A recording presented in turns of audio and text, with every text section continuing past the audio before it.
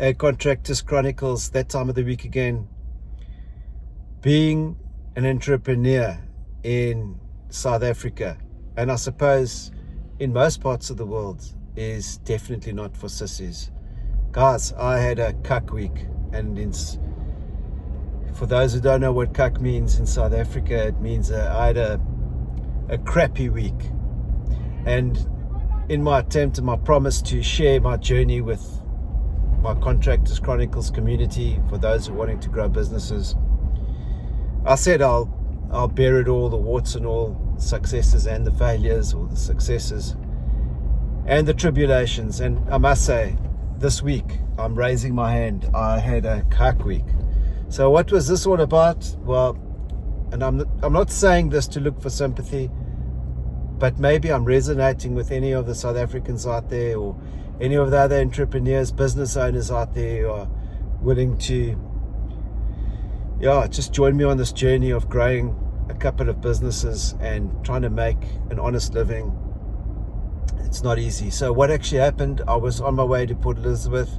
I had actually coming back from Port Elizabeth, I went to a celebration, a friend's 50th birthday, and on my way back to the airport, I was rushing to the airport, and within minutes of the flight, I'd find out that, or boarding, I'd find out that the car had been broken into, and my laptop, iPad, cell phones, the chargers, a bit of cash, driver's license, ID, credit cards had all been stolen, together with my luggage. And because the vehicle had been jammed, which is a pretty regular thing that's happening in our country, I don't know if it happens in other countries, unfortunately the insurance will only pay a small portion of it. I just cancelled my flight. I had to go to the police station, lay a charge, get a case number, the whole thing. And I was defeated that night. I was like, I've got so much on my plate, because I've got big dreams for my business. I've got responsibility to my employees. I have responsibility to my family. Do I really need this? And anyway, so I felt defeated that night, and I got back to South Africa, back to Cape Town, only to find out that insurance won't cover the full portion. That wasn't great. So I took a bit of a bath there. The second incident being a vehicle maintenance issue, where I've just come back from the garage now. They won't cover the oil pump, although I've got one of the top insurance policies, maintenance policies on the specific vehicle. One of the exclusions is one of the parts that went. So the insurance won't pay for that, and as we know, parts are expensive, so that adds up. And then bless my son, he's in Spain at the moment, and unfortunately he's had to have a root canal done while he was there, and running temperatures, etc. So we've had to claim from our insurance, only to find out that the insurance is not prepared to pay out on dentistry work there. So these things happen, and I'm not saying this to look for sympathy, but I must say, I did feel defeated. I felt like, guys, come on, it's just do we need to be sidetracked about running businesses like this? I mean, I just want to focus on growing the business. We've got so many irons in the fire. We're building a legacy with our company, and this is a genuine distraction. I mean, days away from work. And then I just said to myself, that after a while, and I must thank my dad for this, because he was my pillar strength. When these things would happen to me, I would go and say, Dad, this is what happened. And he would just say, son, let's get the facts. It's only money. And he would also say things like, we can focus on things that are in our control, but we can't focus on things that are out of our control.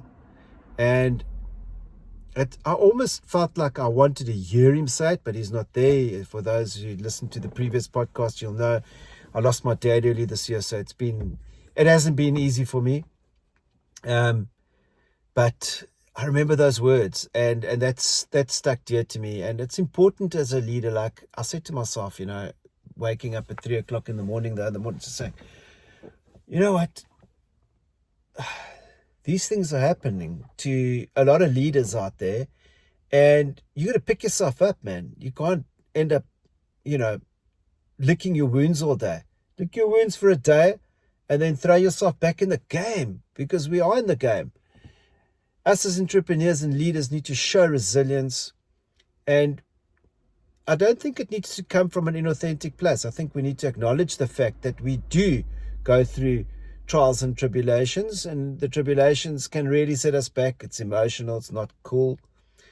At least we've got our health, and look at the things that we are grateful for, and focus on the things that we are grateful for, number one, and the things that are in our control. And I can't control what's there, and maybe there's a learning I can go through some process, but I've really, I've got the top insurance plans out there. I've got the best brokers working with me. I don't think I could have done anything about it, and I don't think I can do anything about it. But again, going on the grateful side is I've got my health, I've got a great business, I've got a great team, I've got a beautiful family that I'm blessed to have, and I'm going to focus on that, and that's going to pull me through. And that's been the pattern of my life, is really like, I don't feel defeated for a long time. I go down momentarily, for a very small part of the process, I'll feel defeated, and then I'll pick myself up again. And I must thank my dad for that. I mean, you see, because this is my belief, is that, if you go to your business and you're carrying all the stress as a leader, and you're projecting it on the team, even if you're trying to hide it, if it's not truly built in you as a skill set that I think any entrepreneur or business owner can learn, you're going to have a proper hiding, because your staff will start absorbing that stress and take it with them into the workplace, and it becomes a ripple domino effect. We call it they call it the dominant logic, actually rippling through the top like a funnel, and it just comes through and it filters right through the organization. Before you know it, you're worse off. And entrepreneurs are leaders. There's a small percentage of us that are entrepreneurs and business owners. Not many people can be like us, and that's why we are blessed to be in positions like that. So if I do end up spoiling myself and going away or going on a good trip, I don't feel guilty. I used to feel so guilty doing that. I don't feel guilty anymore, because we've got an important role as the owner of the business, as an entrepreneur. We've got to keep ourselves fit. And tomorrow morning, I'm going to wake up. I've got my gym card ready, and I'm going to go to gym, and I'm going to train. I'm getting rid of my crutches soon. If you can see the photo, I've got my crutches here. I'm on one crutch at the moment, so I'm getting rid of the pain that I've got on my one knee op, and I'll be back on track again, because I'm a fighter. Because I think entrepreneurs need to have that skill set. We got to have that hard skill set. We can't just go and lie down. And I remember my dad telling me a story of his grandfather that was in the World War. All his brothers were in that war, or most of his brothers were in that war, and they got together saying they might be defeated.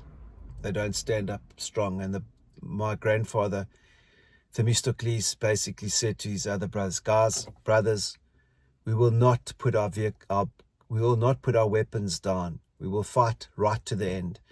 And I think it's those little stories that have ingrained in me a level of resilience, I suppose, is that I just see this as a temporary hiccup in the long run, because, success is imminent. This is my belief system. I do believe success is imminent, and whatever challenges that we go through, we will overcome them. And if we have that attitude, I believe that opportunity starts presenting itself in many more forms. And we've got to be strong. We've got to be strong for our people, for our family, for our friends, for our employees. We've got to be strong, because we carry a lot on our shoulders, and it's okay to go down there, but let's pick ourselves up. So Mike Tyson's got a great saying. He says, it's not how hard you fall, but it's how quick you get up. It's not how hard you fall, but it's how quick you can get up. And I love that about him. And look at him today. I mean, he's a true example of someone that's gone through a lot of resilience in his life. And he's fighting at the age of 58, I think. He's fighting in I'm a martial arts boxing fighting fan. So, I'm always watching these things. And I think he's fighting in June, if I have it correct, late June. And he's going to fight. He's just a fighter, and that's the way he is. And whether that's the best thing for him or not, he's ingrained. He's not sitting back. He's moving forward. And I think that's a good trait to have. So Contractors Chronicles, I hope I'm resonating with some of you guys out there. I know some of you are going through a hard time. The South African economy, the world economy is not doing so great. I'm on a lot of podcasts. I speak to a lot of people internationally. The home services industry internationally is not doing too great, especially in America.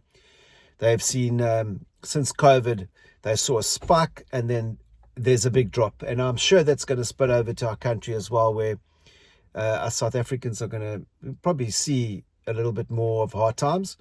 And let's stay strong. Let's stay strong together. Guys, if you like this podcast, give it a like, give it a share. It's your contribution that makes me want to contribute weekly. And if I see you participating 100%, I want to give my 100%. So please do that. Send it out to other entrepreneurs that are probably going through a similar journey, who might be going through a similar journey to me. And yes, I look forward to you interacting with me. And if there's anything else that you want to talk about and discuss, I did say that I will be interviewing some people, but I've had a lot of people tell me that they quite like the way I'm doing it at the moment. So like, share, comment below to give us your feedback. And I love you guys, and stay strong. See you next week.